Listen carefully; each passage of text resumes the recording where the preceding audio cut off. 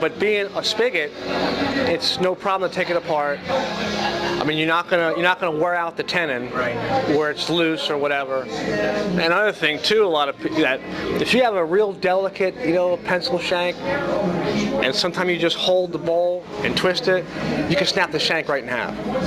So better always to try to hold the shank as well and be real careful. So if you just hold the bowl and you go to twist it, I think I'm in that habit, which is what happened to me. that happened to me once on a pipe. It just snap right in half.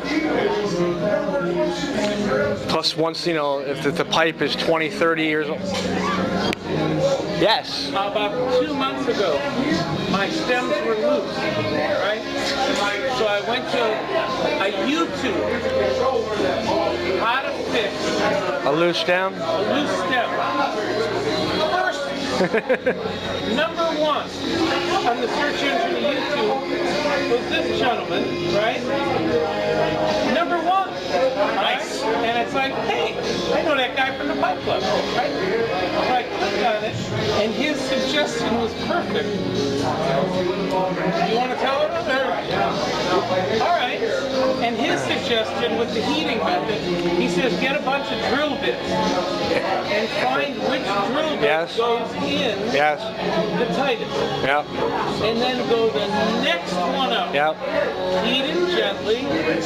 Put in that works. That next size drill bit, and it works like a charm. It doesn't spread it. And it's like, and it was cool that he came up number one. See, that's the only problem about using a taper at all. It works, but it more or less tightens more toward the tip than using a drill bit or some kind of a metal dowel, and they make a whole set of those. And that way, when you put it in, the whole thing evenly spreads out instead of like just spreading out the tip, which works. I mean, it's a fix, but it's a great idea. It worked like it worked. Yeah, it works great. Yeah, well, that's what he's saying. You just take the drill bit. Oh, this goes in. It's too small. This. Finally found the one where you go to the next one that doesn't fit. But you almost have to get sizes in 64ths of an inch. Because if it goes, one is too loose and one is too big, you have nothing in between. But I think they make a whole set of metal pins, and they're in thousandths of an inch. So you can go up a few thousandths at a time. And the same thing, you heat it up, and you can get the perfect, and then spread it. And that's one good thing about Delrin. Delrin pretty much holds its shape all the time. I fixed old pipes over and over again, and all the vulcanite or acrylic stems were always screwed up and loose. The Delrin was always fit great. So that's a great tenon material. But there's 1,000 different ways to do it. I mean, everybody has their own idea on how to, some are good, some aren't so good. Like the salt treatment and the chlorine and the bleach for the stem. Some guys swear by it, but when you hear someone else talking about it and it says, no, don't ever do it, it's really bad. It'll screw it up. But it's like, don't leave it in your car. It's really bad too.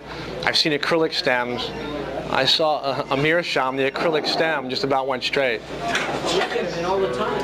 People leave in their car and they just... They heat up. Yeah. Yeah. It goes back to its original memory. Right. Its memory is to be straight, not bent.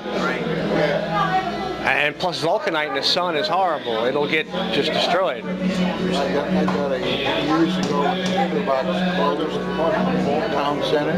I bought a Cipolla Estella. Oh yeah. Double bowl, short shank, big black stem. It was acrylic, right? It was probably acrylic. It was to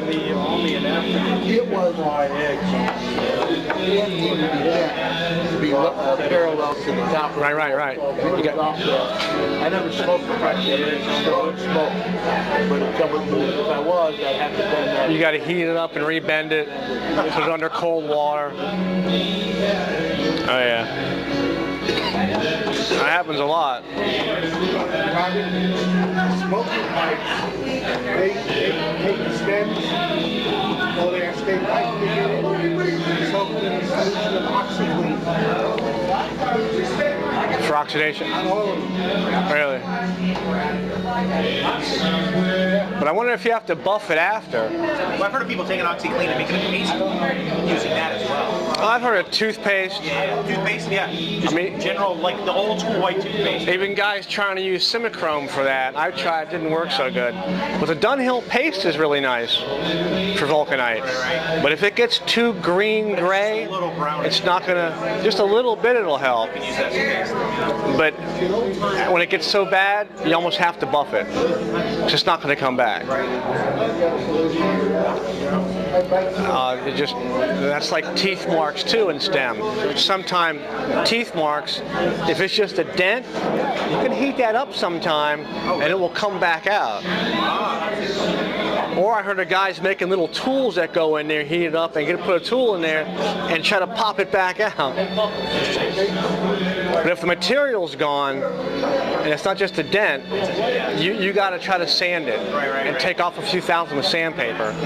What I've ended up doing. There's a good, there's a fine example where you almost have to, more toward the button, is sand that, wet sand it first, and then use some Tripoli, and then that high luster, it'll bring it back.